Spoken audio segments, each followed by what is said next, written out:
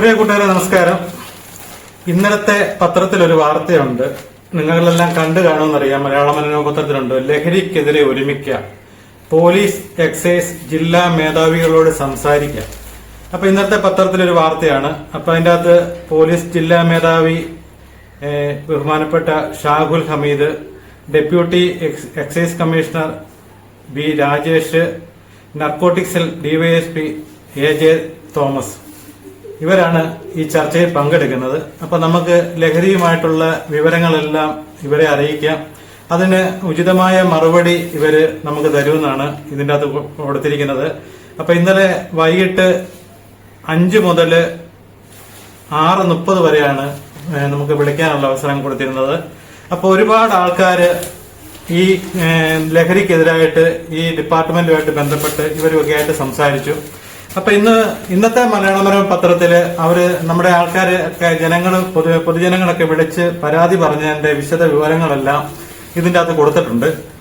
അപ്പൊ അതിന്റെ അകത്ത് ഒരു പ്രധാനപ്പെട്ട കാര്യമായിട്ട് ഇവര് തീരുമാനം പറഞ്ഞിരിക്കുന്നത്, പെട്ടിക്കടയിൽ നിന്നുള്ള ലഹരി വിൽപ്പന ഒന്നിൽ കൂടുതൽ തവണ പിടിക്കപ്പെട്ടാല് കടയുടെ ലൈസൻസ് റദ്ദാക്കാനുള്ള തീരുമാനം തദ്ദേശ സ്ഥാപനങ്ങൾക്ക് നിർദ്ദേശം കൊടുക്കുമെന്നാണ് പറഞ്ഞത്. കാരണം നമ്മുടെയൊക്കെ പഞ്ചായത്തുകളില്, പുതുപ്പള്ളി ഒക്കെ പോലെയുള്ള പഞ്ചായത്തുകളിൽ പെട്ടിക്കടകളിൽ നിന്ന് ലഹരി പിടിക്കുകയാണെന്നുണ്ടെങ്കിൽ ഒന്നിൽ കൂടുതൽ തവണ എന്ന് പറഞ്ഞാൽ ഒരു പ്രാവശ്യമൊക്കെ ആണെങ്കിൽ ഇവർ ക്ഷമിക്കും, ഒന്നിൽ കൂടുതൽ തവണ പിടിക്കപ്പെട്ടാല് കടയുടെ ലൈസൻസ് റദ്ദാക്കുമെന്നാണ് ഇതിന്റെ അകത്ത് പറഞ്ഞിരിക്കുന്നത്. അപ്പൊ ഞാൻ നമ്മുടെ ഈ പുതുപ്പള്ളി പരിസരങ്ങളിലും നമ്മളിപ്പം എല്ലായിടത്തും ഒക്കെ പോകുന്നല്ലേ, ഏറ്റവും കൂടുതൽ ലഹരി ഇങ്ങനെ കടകളിൽ വിൽക്കുന്നെന്ന് പറഞ്ഞാല് നമ്മുടെ ഇപ്പം ഒരു പകിടി കൊടുത്ത് അല്ലെങ്കിൽ പഞ്ചായത്ത് ലൈസൻസ് എടുത്ത് നിയമപ്രകാരം ഒരു കടമുറിയിൽ ഇരുന്ന് കച്ചവടം ചെയ്യുന്ന ഒരാളും ഇതിനു വേണ്ടി മുതിരത്തില്ല. കാരണം അദ്ദേഹത്തിന്റെ ആ ജീവിതമാർഗം അതോടുകൂടി തീരുകയാണ്. അപ്പം അത് ഒരു കെട്ടിട ഉടമയൊക്കെ ആയിട്ട് ഒരു ധാരണയും ഒരു എഗ്രിമെന്റ് പ്രകാരമൊക്കെയാണ് ഈ കട നടത്തുന്നത്. അപ്പൊ ആ കടയ്ക്കകത്ത് ഇരുന്നുകൊണ്ട് ഒരിക്കലും ചെയ്യത്തില്ല. കാരണം ഞാൻ അങ്ങനെ പത്രത്തിലൊന്നും ഇതുവരെ ഒരു കടയിൽ നിന്ന് ലൈസൻസ് ഇതുപോലെയുള്ള എടുത്ത് നടത്തുന്ന കടയ്ക്കകത്തുനിന്ന് ഇത് പിടിച്ചതായിട്ട് ഈ അടുത്ത കാലത്തെങ്ങും അങ്ങനെ റിപ്പോർട്ട് ചെയ്തിട്ടില്ല. ഇത് ഏറ്റവും കൂടുതൽ വിറ്റഴിച്ചുകൊണ്ടിരിക്കുന്ന വഴിയോരങ്ങളിലുള്ള പെട്ടിക്കടകളിലാണ്. ഈ ഹാൻസ് അതുപോലെ അങ്ങനെയുള്ള ലഹരി ഉൽപ്പന്നങ്ങൾ മുഴുവൻ വിൽക്കുന്നത് വഴിയോരങ്ങളിലുള്ള പെട്ടിക്കടകളെന്ന് ഇപ്പോൾ ഉദ്ദേശിക്കുന്ന ചെറുകിട കച്ചവടക്കാരുണ്ട്. ഈ കടകൾക്കൊന്നും ലൈസൻസ് ഇല്ല. ഇതൊക്കെ അനധികൃതമായിട്ട് തന്നെ പ്രവർത്തിക്കുന്നതാണ്. നമ്മുടെ കോട്ടയം ടൗണിൽ തന്നെ കൂടുതൽ വ്യാപാരം നടക്കുന്നത് മുഴുവൻ ഈ വഴിയോര വ്യാപാരങ്ങൾ നടത്തുന്നത് മുഴുവൻ അന്യ സംസ്ഥാനക്കാരാണ്. അതുപോലെ കോട്ടയം, പുതുപ്പള്ളി, പാമ്പാടി, മണർകാട്, അതുപോലെ ഈ കറുകച്ചാല് വാകത്താനം പരിസരങ്ങളിലൊക്കെ ധാരാളം ഈ ചെറുകിട പെട്ടിക്കടക്കാരുണ്ട്. അവരൊക്കെ കൂടുതൽ അന്യ സംസ്ഥാനക്കാരാണ്. നമ്മളൊക്കെ ഇവിടുന്ന് വേറെ ഒരു സംസ്ഥാനത്ത് ചെന്നോണ്ട് ഇപ്പം കേരളം വിട്ട് എവിടെയെങ്കിലും പോയി ഇതുപോലെ വഴി സൈഡിൽ ഒരു കച്ചവടം നടത്താനോ അല്ലെങ്കിൽ എന്തെങ്കിലുമൊക്കെ നമുക്ക് പെട്ടെന്ന് ഇങ്ങനെ കുറെ പരിപാടികളൊക്കെ നടത്താനൊന്നും പറ്റത്തില്ല. അവരൊക്കെ ചിലപ്പോൾ നമ്മളെ തല്ലി ഓടിക്കും. നമ്മുടെ നാട്ടില് ആർക്കും എന്തും വന്ന് കാണിക്കാമെന്നുള്ളൊരു അവസ്ഥയിൽ ആയതുകൊണ്ടാണ് ഈ അഴിഞ്ഞാട്ടങ്ങൾ മുഴുവൻ നടക്കുന്നത്. നമ്മുടെ ഏറ്റവും കൂടുതൽ ലഹരി ഇപ്പം പിടിക്കപ്പെടുന്നത് ഇന്ന് പത്രം എടുത്ത് നോക്കിയാലും കഞ്ചാവുമായിട്ട് പിടിച്ചു, ബ്രൗൺ ഷുഗറുമായിട്ട് പിടിച്ചു, MDMA ആയിട്ട് പിടിച്ചെന്ന് പറഞ്ഞു. ഇതിന് ഇതുവരെ ഒരു തടയിടാൻ പറ്റിയിട്ടില്ല. എല്ലാം പിടിക്കുന്ന മാത്രമുണ്ട്. അതൊക്കെ നിയമത്തിന്റെ പഴുതിലൂടെ ഊരിപ്പോവും, അവരൊക്കെ വീണ്ടും ചെയ്യും. അതുപോലെ ഹാൻസ് എന്ന് പറയുന്ന സാധനത്തിന്റെ വില എന്ന് പറയുന്നത് ഏറെക്കുറെ എനിക്ക് തോന്നുന്നത് 50 രൂപയ്ക്കെങ്ങാണ്ടാണ് ഈ സാധനം ഇവർക്ക് ഇവിടെ കിട്ടുന്നത്. ഇത് വിൽക്കുന്നത് 150, 200, 250 രൂപയ്ക്കൊക്കെയാണ് ഒരു പാക്കറ്റ് വിൽക്കുന്നത്. അപ്പം ഇതിനൊക്കെ അമിതമായ ലാഭമാണ് ഈ ചെറിയ എല്ലാ കച്ചവടക്കാരെയെല്ലാം ഇത് ചെയ്യാൻ വേണ്ടി പ്രേരിപ്പിക്കുന്നത്. അതുകൊണ്ടാണ് ഇതുപോലെയുള്ള കൂടുതൽ സ്ഥലങ്ങളിൽ ലഹരി വിൽപ്പന സജീവമാവുന്നത്. ഇപ്പൊ പെരുമ്പാവൂർ എന്നൊക്കെ പറഞ്ഞ സ്ഥലത്തൊക്കെ എന്റെ ഒരുപാട് സുഹൃത്തുക്കളുള്ളതാണ്.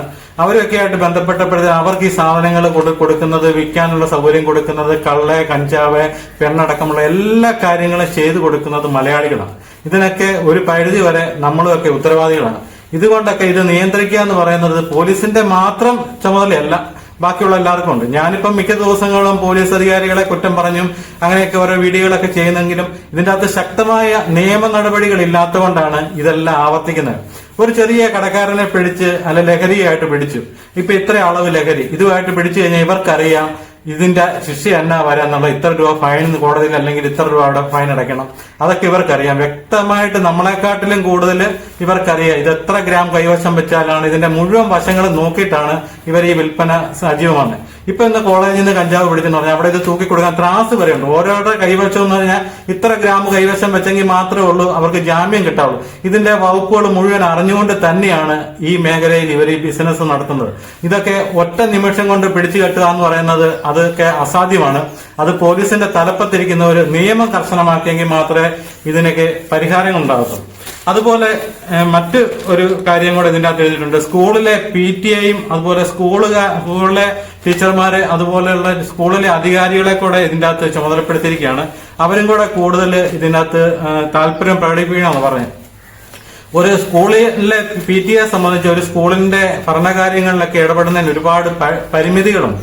ആ സ്കൂളിലെ ഇതുപോലെയുള്ള പ്രശ്നങ്ങളും കാര്യങ്ങളൊക്കെ ഉണ്ട്. പല സ്കൂളുകളിലും ഉണ്ടാകുന്ന പ്രശ്നങ്ങളൊന്നും നമ്മളാരും അറിയുന്നില്ല. ഇവരൊക്കെ ഇതെല്ലാം മൂടി വെച്ചുകൊണ്ടിരിക്കുകയാണ്. കാരണം ഈ സ്കൂളിന്റെ ഒരു പ്രശ്നം വെളി വന്നു കഴിഞ്ഞാൽ ആ സ്കൂളിന്റെ റിസൾട്ടിനെ ബാധിക്കും, അല്ലെ ആ സ്കൂളിന്റെ ഇമേജിനെ, വെളിയിലുള്ള ആൾക്കാരുടെ ഇടയിലുള്ള ഇമേജിനെ ബാധിക്കും. ഒരു കുട്ടിയെ അവിടെ നിന്ന് ഇതുപോലെ പിടിച്ചെന്ന് പറയും. അതുകൊണ്ട് മിക്ക സ്കൂളുകാരും ഇതൊക്കെ ഒതുക്കി തീർക്കുകയാണ്. കുറച്ചുനാൾ മുമ്പ് നമ്മുടെ കോട്ടയത്ത് ഒരു പോലീസ് അധികാരി വന്നു. അപ്പൊ ഓപ്പറേഷൻ ഗുരുകുലം എന്നും പറഞ്ഞ ഒരു പദ്ധതി വേണം. ഞാൻ നോക്കിയിട്ട് നല്ലൊരു പ്രോഗ്രാം ആയിരുന്നു. കാരണം സ്കൂളുമായിട്ട് ഏറ്റവും കമ്മ്യൂണിക്കേഷൻ ഉണ്ടായിരുന്ന ഒരു ഇതായിരുന്നു ഓപ്പറേഷൻ ഗുരുകുലം എന്നും പറഞ്ഞു. അപ്പൊ അതിന്റെ അകത്ത് ഒരു പ്രാവശ്യം ഞാൻ പുതുപ്പുള്ള ഒരു സ്കൂളിലെ PTA എക്സിക്യൂട്ടീവ് മെമ്പർ ആയിട്ടിരുന്ന സമയത്ത് SP വിളിപ്പിച്ച് കോട്ടയത്ത് BCM കോളേജിൽ വെച്ച് ഒരു ക്ലാസ് ഉണ്ട്. അപ്പൊ അവിടെ ഒന്ന് അറ്റൻഡ് ചെയ്യണമെന്ന് പറഞ്ഞ് PTA-ന്ന് ഒരു പ്രതിനിധിയും അതുപോലെ സ്കൂളിലെ ഒരു ടീച്ചറും കൂടെ പറഞ്ഞെന്ന് പറഞ്ഞു. അപ്പൊ ഞാൻ അവിടെ ചെന്നു, BCM-ൽ ചെന്നു. ഞാനും ഒരു ടീച്ചറും ഉണ്ടായിരുന്നു. അവിടെ ചെന്ന് SP ആണ് ക്ലാസ് നടത്തിക്കൊണ്ടിരുന്നത്. ആ ക്ലാസ് കേട്ടിട്ട് ശരിക്കും പറഞ്ഞാൽ അത് പേരൻസ് ആണ് കേൾക്കേണ്ടത്. നമ്മളൊക്കെ ശരിക്കും ഞെട്ടി, നമ്മളൊന്നും ഒന്നും അല്ലാത്തൊരു അവസ്ഥയിലാണ് സ്കൂളിൽ നടക്കുന്ന ക്രൈമുകൾ ഇവര് പറയുന്നത്. ആ സ്ഥാനത്ത് ഇപ്പൊ അങ്ങനെയുള്ള കാര്യങ്ങളൊന്നും വെളി വരുന്നില്ല. സ്കൂളിൽ നടക്കുന്ന ഒരുപാട് കുറ്റകൃത്യങ്ങൾ, അതുപോലെ പിള്ളേർ ഇങ്ങനെ ഉപയോഗിക്കുന്നത്, ഇതെല്ലാം മൂടി വെക്കുകയാണ്. ഇതുമൂലം ഒരുപാട് കേസുകൾ നമ്മൾ വെളിയിൽ അറിയാത്തതുണ്ട്. അതുപോലെ കുട്ടികൾ തെറ്റ് ചെയ്തെങ്കിൽ കഴിഞ്ഞ ദിവസം ഒരു പേരന്റ് പറഞ്ഞു, എന്റെ കുട്ടി തെറ്റ് ചെയ്തെങ്കിൽ അതിന് ശിക്ഷ അവൻ അനുഭവിച്ചോട്ടെ, അല്ലെങ്കിൽ അതിന് വേണ്ട എന്റെ സപ്പോർട്ട് എന്റെ ഭാഗത്തുണ്ടാകും. അപ്പം വേറെ ഒരു മാതാവ് പറഞ്ഞു, എന്റെ കൊച്ച് ചെയ്തിട്ടില്ല, തെറ്റ് ചെയ്തിട്ടില്ല, അതിന് പിന്നെ കൂട്ടുകാരുമായിട്ടിരുന്നു, ഒരു പ്രാവശ്യം കണ്ടെന്ന് വെച്ചു, അതിനുവേണ്ടിയാണ് ഇത്ര പ്രശ്നം ഉണ്ടാക്കുന്നതെന്ന് പറഞ്ഞ് അങ്ങനെ സപ്പോർട്ട് ചെയ്യുന്ന മാതാപിതാക്കളുണ്ട് കുട്ടികളെ. അന്നേരം നിങ്ങളൊന്ന് ഓർക്കുക, ഇതൊരു തുടക്കം മാത്രമാണ്. അത് വലിയൊരു ലെവലിലേക്ക് അതങ്ങ് എത്തുമെന്നുള്ളത് മാതാപിതാക്കളെ ചിന്തിക്കുക. അതുപോലെ ഇന്നലെ പോലീസ് ഈ അധികാരികളെ വിളിക്കാൻ വേണ്ടി അമിതമായ തിരക്കായിരുന്നു. കാരണം എല്ലാ സ്ഥലത്തു നിന്നും ഇതുപോലെ കോള് വന്നുകൊണ്ടിരുന്നത്.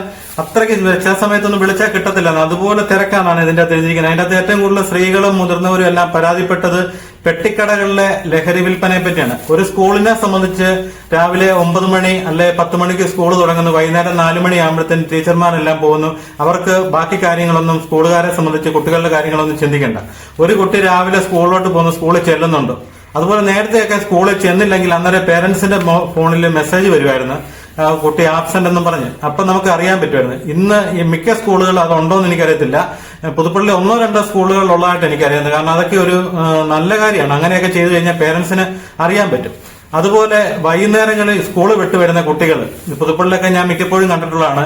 3:30 സ്കൂള് വിടുന്ന കുട്ടി 5:30-6 മണി വരെ ബസ് സ്റ്റോപ്പിലുണ്ട്. അതെന്തുകൊണ്ടാണ്? അവരതിലെല്ലാം വട്ടം കറങ്ങി നടക്കുന്ന 6 മണിയാകുമ്പോൾ ചെല്ലുന്നത്, 7 മണിയാകുമ്പോൾ ചെല്ലുന്നത്. ഇതുമെല്ലാം പേരൻസ് അറിയുന്നുണ്ട്. മാതാപിതാക്കളെ സംബന്ധിച്ച് ഞാൻ അവരെയും കുറ്റം പറയത്തില്ല. അവരൊക്കെ ജീവിക്കാൻ വേണ്ടി പാടുപെട്ട് രാപകലില്ലാതെ ഇതിനു വേണ്ടി കഷ്ടപ്പാടും ഒക്കെ സഹിച്ച് അവരും നീങ്ങുകയാണ്. ആ സമയത്ത് കുട്ടികളുടെ കാര്യത്തിന്റെ അകത്ത് പണ്ടത്തെ പോലുള്ളൊരു ശ്രദ്ധ മാതാപിതാക്കളുടെ ഭാഗത്തുനിന്നും ഉണ്ടാകുന്നില്ല. അത് തന്നെയാണ് ഏറ്റവും വലിയ ഒരു പ്രശ്നങ്ങൾക്കും ഇത് ഉണ്ടായിരിക്കുന്നതെന്നാണ് എനിക്ക് തോന്നുന്നത്. പിന്നെ ഇതിന്റെ അകത്ത് കൊടുത്തിരിക്കുന്നത് സ്കൂൾ തലത്തിലാണ് ബോധവൽക്കരണം ശക്തമാക്കേണ്ടെന്നാണ് ഈ പോലീസ് ഉദ്യോഗസ്ഥരെല്ലാം പറഞ്ഞിരിക്കുന്നത്. അതുപോലെ മിക്ക സ്കൂളുകളിലും പ്രശ്നക്കാരായ കുട്ടികളുടെ രക്ഷിതാക്കൾ പങ്കെടുക്കുന്നില്ല. ഏതാ പേരന്റ്സ് മീറ്റിംഗിന്റെ അകത്തും ഒന്നും. അതുപോലെ സ്കൂള് വിളിച്ചു കഴിഞ്ഞാൽ അവിടെ വന്ന് ഇതിന്റെ അകത്ത് കുട്ടികളുടെ പരാതിയെ സംബന്ധിച്ചൊക്കെ പറയാൻ വേണ്ടി വരുമ്പോൾ ഇവരാരും പങ്കെടുക്കുന്നില്ലെന്നാണ് ഇതിന്റെ അകത്ത് പറഞ്ഞിരിക്കുന്നത്. അതുപോലെ പോലീസും എക്സൈസും രണ്ടും 2 രീതിയിലാണ് പ്രവർത്തിക്കുന്നത്. കാരണം ഒരു പ്രദേശത്ത് ആരൊക്കെ ഈ സാധനങ്ങൾ വിൽക്കുന്നുണ്ടെന്നും അതുപോലെ ആരൊക്കെ മദ്യം വിൽക്കുന്നുണ്ടെന്നും ഒക്കെ വ്യക്തമായിട്ട് അറിയാവുന്ന ഒരു ഡിപ്പാർട്ട്മെന്റാണ് എക്സൈസ് ഡിപ്പാർട്ട്മെന്റ്. അപ്പം ഇതൊക്കെ ഈ കുറ്റകൃത്യങ്ങൾ ചെയ്യുന്നവര് ജാമ്യത്തിൽ ഇറങ്ങിയിട്ട് അവർ വീണ്ടും ചെയ്യുന്നത് അത് തന്നെയാണ്. അപ്പം ആ ഒരു ഇത് അവർ മാറാൻ തയ്യാറാകുന്നില്ല. കാരണം ഇതിന് കിട്ടുന്ന അമിതമായ ലാഭമാണ് ഇവരെല്ലാം വീണ്ടും ഇത് ചെയ്യാൻ വേണ്ടി പ്രേരിപ്പിക്കുന്നത്. കഴിഞ്ഞ ദിവസം ഇതുപോലെ പുതുപ്പള്ളി ഒരു സ്കൂളിന്റെ പരിസരങ്ങളെല്ലാം വളരെ മോശമായിട്ട് കിടക്കുകയാണ്. അപ്പൊ ഞാൻ അവിടുത്തെ PTA ഒരു അംഗം എന്നോട് പറഞ്ഞു, ഇതുപോലെ സ്കൂളിന്റെ പരിസരത്തൊക്കെ ഇതുപോലുള്ള മുഴുവൻ പ്രശ്നങ്ങളാണ്. അപ്പം ഈ സ്കൂളിന്റെ സമീപത്ത് നിന്ന് ഒരു കഞ്ചാവുമായിട്ട് കുറച്ച് കുട്ടികളെ എക്സൈസുകാർ അതിന്റെ ഇടയ്ക്ക് പിടിച്ചായിരുന്നു. അപ്പൊ ഇവിടെ ഇത് വിൽപ്പന സജീവമാണ്. അപ്പൊ അതുകൊണ്ട് ഇങ്ങനെയുള്ള പരിസരങ്ങൾ, കാട് പിടിച്ച് കിടക്കുന്ന പരിസരങ്ങളിലൊക്കെയാണല്ലോ ഇവരുടെ താവളങ്ങൾ. അപ്പൊ ഇതിന് നമുക്ക് എന്തെങ്കിലും ഒരു പരിഹാരം ചെയ്യണമെന്ന് പറഞ്ഞു. അപ്പൊ ഞാൻ അതനുസരിച്ച് ആ സ്കൂളിൽ ചെന്ന് അതിന്റെ കുറച്ച് ഭാഗങ്ങളൊക്കെ അവിടെ കയറി കണ്ടപ്പോഴത്തേന് എനിക്ക് മനസ്സിലായി സിറ്റുവേഷൻ എല്ലാം മോശമാണ്. അപ്പൊ ഞാൻ ആ സ്കൂളിന്റെ HM ആയിട്ട് ഈ കാര്യങ്ങളെല്ലാം സംസാരിച്ചു. ഇന്ന പോലെ ഒരു പ്രശ്നമുണ്ട്, അപ്പം ഇത് നമുക്ക് എന്താ ചെയ്യാൻ പറ്റുന്നെന്ന് ചോദിച്ചപ്പോഴത്തേന് പറഞ്ഞു, അത് പിന്നെ ഇപ്പൊ ഈ വീഡിയോ വെളി വന്നു കഴിഞ്ഞാൽ ആ സ്കൂളിന്റെ റിസൾട്ടിനെ ബാധിക്കും. അപ്പൊ അത് കാരണം അവര് HM അന്നേരം തന്നെ PTA എന്നോട് പറഞ്ഞ ആളെ വിളിച്ചിട്ട് പറഞ്ഞ വീഡിയോ എപ്പോ ഇടരുത്, അപ്പൊ വീഡിയോ ഇടണ്ടെന്ന് പറഞ്ഞു. അപ്പൊ അത് കാരണം എന്നോട് PTA ആള് എന്നോട് പരാതി പറഞ്ഞ ആളെന്നോട് പറഞ്ഞു അതിപ്പോ ഇടണ്ട, കാരണം സ്കൂളിലെ അടുത്ത അധ്യയന വർഷമൊക്കെ ആരംഭിക്കുമ്പോൾ തന്നെ ഈ വീഡിയോ ഒക്കെ വെളി വന്നു കഴിയുമ്പോഴത്തേന് സ്കൂളിനെ അത് ബാധിക്കും. അതുപോലെ കഴിഞ്ഞ ദിവസം നമ്മുടെ പുതുപ്പള്ളിയിലെ ജലജീവന്റെ കുടിവെള്ള ടാങ്കാണ് കീഴാറ്റൂർ എന്നും പറഞ്ഞിരിക്കുന്നത്. അത് ശരിക്കും പറഞ്ഞാൽ കണ്ട പേടി വരും. കാരണം അതിന്റെ താഴെ നിന്ന് ഞാൻ പലപ്പോഴും വീഡിയോ എടുക്കാൻ പോയിട്ടുള്ള, ഞാൻ അതിന്റെ ഒരു 2ാം നില വരെ കയറത്തുള്ളൂ. കാരണം മുകളിലോട്ട് കയറാൻ വേണ്ടി എനിക്ക് പേടി, കാരണം താഴെ നിന്ന് മുകളിലോട്ട് നോക്കുമ്പോൾ തന്നെ നമുക്ക് പേടി വരും, അത്രയും ഹൈറ്റിലാണ്. അപ്പൊ കഴിഞ്ഞ ദിവസം അവിടുന്ന് കുറച്ച് പേർ എന്നെ വിളിച്ചിട്ട് പറഞ്ഞു, ഇവിടെ അടുത്ത സ്കൂളിലെ കുറെ കുട്ടികൾ ഈ ടാങ്കിന്റെ മുകളിൽ നിൽക്കുന്നുണ്ടെന്ന് പറഞ്ഞു. അപ്പൊ ഞാനിത് ഞെട്ടിപ്പോയി. സംഭവം അതിന്റെ മുകളിൽ കയറുക എന്ന് പറയുന്നത് അസാധ്യമായ ഒരു കാര്യമാണ്. ഇതിന്റെ മുകളിൽ നിന്ന് അവിടെ നിന്നെങ്ങാനും കാല് തന്നെയെങ്ങാനും ഈ കുട്ടികളെങ്ങാനും താഴെ വീടുകാലത്തെ അവസ്ഥ ഒന്ന് ഓർത്തേക്ക്. പുതുപ്പള്ളിയിലെ ഒരു പ്രമുഖമായ ഒരു സ്കൂളിലെ കുട്ടികളാണ്. അപ്പൊ ഇങ്ങനെയൊക്കെയാണ് ഓരോരോ കാര്യങ്ങൾ പുതുപ്പള്ളി നടക്കുന്നത്. അപ്പം ഈ ഒരു തീരുമാനമൊക്കെ നല്ലതാണ്, പക്ഷെ പോലീസ് നല്ലപോലെ സജീവമാകുകയും അതുപോലെ നിയമം കർശനമാക്കുകയും ചെയ്തെങ്കിൽ മാത്രമേ ഈ ലഹരിക്കെതിരെ ഒരു പരിധി വരെയെങ്കിലും നമുക്ക് പിടിമുറുക്കാൻ സാധിക്കത്തുള്ളൂ. മീഡിയ പബ്ലിക്കിന് വേണ്ടി പ്രവർത്തിക്കണം, പബ്ലിസിറ്റിക്ക് വേണ്ടി ആവരുത്.